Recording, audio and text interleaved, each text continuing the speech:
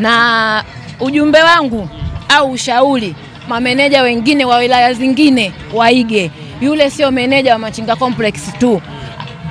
Yeye amefanya Machinga Complex iwabebe wajasiriamali wa mkoa wa Dar es Salaam. Ina maana kwamba wilaya zote 5 wajasiriamali wako hapa. Nampongeza sana.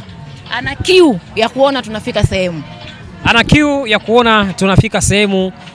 Tunavyofahamu Machinga iko katika jiji la Dar es Salaam.